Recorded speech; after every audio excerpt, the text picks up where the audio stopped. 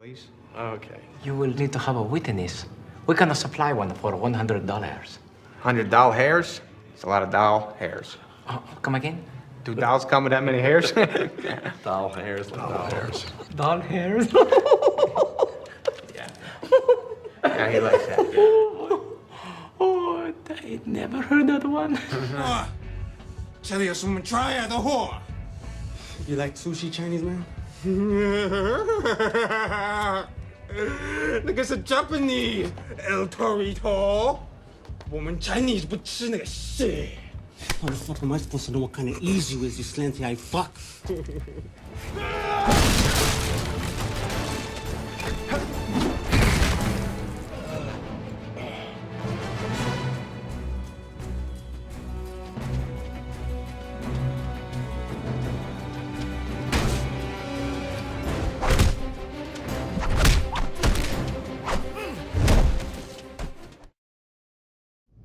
Okay, how does this work?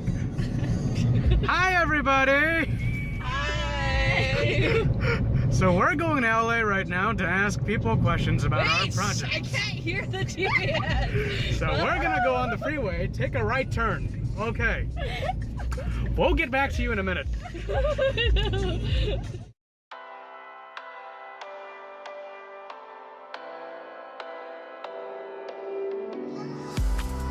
Underrepresentation and mischaracterization extends beyond the set.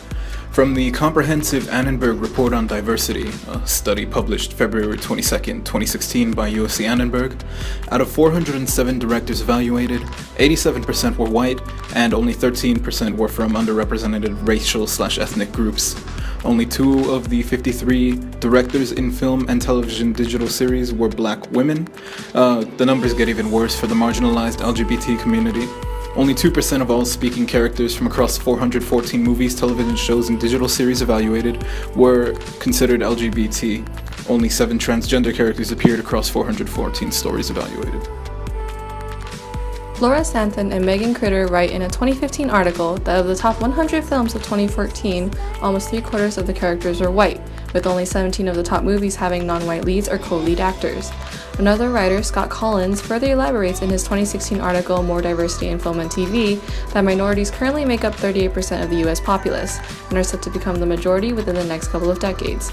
Needless to say, the representation of minorities barely matches the real-life statistics, and British writer and blogger Nikesh Shukla argues that this may be due to the fact that minorities are often linked to having ethnic experiences, rather than a universal experience that everyone can easily relate to. So we all remember when the Oscars nominations came out, and people were furious because not a single nomination was a person of color. Well, after the hashtag #OscarsSoWhite movement came out, an article was published on Rolling Stone with a test done by USC reporters. After studying over 400 films and TV series, the USC reporters found that the media was really whitewashed. Only 28% of all the characters in these movies and series were minorities.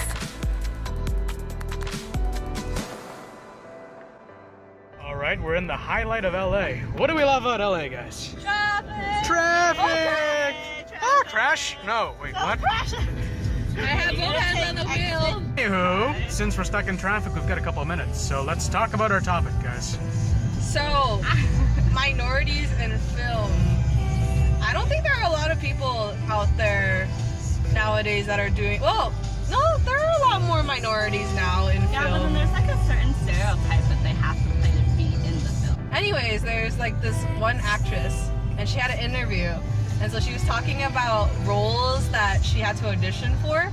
And she said, like, the only roles that they have out there right now are roles that fit the stereotype of whatever it is that race is.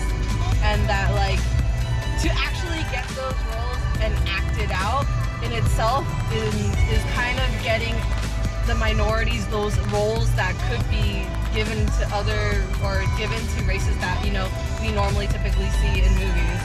But even though they act in those specific like stereotypes, in a way it kind of helps them, but in reality it also is kind of like bad for them too, because they just stay in that stereotype. Oh my god, my motorcycle. But then they just stay in that stereotypical image of the stereotype. Okay. It change. What are your opinions, David? Well, I think this is a pretty big topic nowadays, just because if you watch movies from, I guess, the Western, Westerns here. Like, you get a bunch of white people, you get a lot of really strong white male protagonists, and oftentimes the minorities, Latinos, Asians, and what else, Middle Eastern even, they get downplayed a lot. They're miscasts. Actually, not miscast, but they're represented in a more lesser, inferior light. Because if you can compare, like, okay, Western movies, you get these white, bulking protagonists. You go to Eastern, you watch, like, look, Ip Man, you have, like, Donnie Yen, he's playing a grandmaster, he's fighting off against Mike Tyson. In another movie, he's fighting a British boxer. It's pretty great, but it's not something that you would see here in America, like, ever. And I think that's a problem. Mm-hmm. Yeah, just because I'm pretty sure there are projects where, other minorities would be, I guess, favored in these movies, but they're not mainstream enough to make it to the big screen, so we're not going to see something like that. So yeah, we've arrived, believe it or not. No, I mean, look, there's a place called Believe It or Not.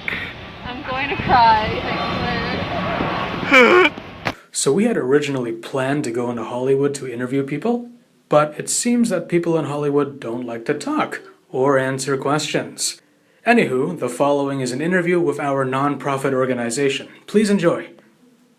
Well, first of all, my name is Brian Kem, and I work with Asian American Advancing Justice. Mm-hmm. And the organization is a non-profit that provides legal services for the community. So anything from civil rights to worker rights, all those things are covered under Asian American Advancing Justice. And in particular, I work primarily with the students in San Gabriel High School, and I help them produce short subject documentaries on specific social issues that affect the San Gabriel area.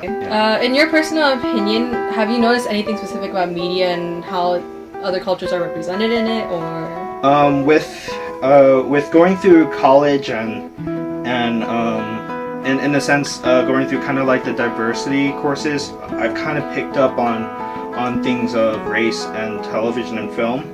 I do recognize it, like, because it's like I feel there's not that many Asian kind of actors, and like, I don't know how to explain it as much, but it's kind of like what happened to Jackie Chan and Jet Li and stuff like that, early 2000s, early 90s, and now it's just like we're going crazy about the whole Scarlett Johansson and Ghost in the Shell stuff, and it kind of sucks because it's like historically, I think historically all races have to deal with this, but right now I guess in the spotlight it's a lot of Asian.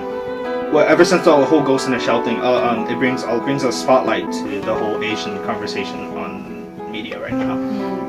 Do you think by making these films, it's kind of like an intro to getting into the actual film industry and just in general? If they wanted to partake in making more films, it would kind of be a lead way of getting in? See, I'm gonna get into a conversation where it starts sounding patronizing because it's like, oh, you just need to work hard. But on the other end, it's like, if you try to work hard, for Asian people, it's like, oh, it's tough because you end up behind the camera.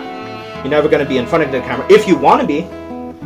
So we have this problem of, the only Asian people getting recognized for film industry is like directors, screenplay, technical, like audio, camera, all that stuff. But in front, like, where it does matter, it's like I had this really lengthy conversation with somebody about, the whole Oscar so white and the whole African American conversation. And it's like I really thought in my mind, it's like, why, we have this Oscar so white, but we have Latino people. That sounds pretty bad, but people of Hispanic and Mexican descent getting director Oscars and all that stuff. And I think the thing is, if you're in front of camera, you're playing a character that empowers you, like the Jackie Chan, the Jet Li, and the people of power, like the leading role.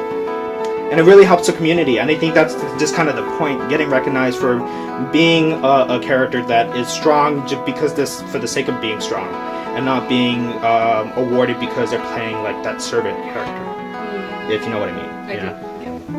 Alright, thank you very much. Okay, cool.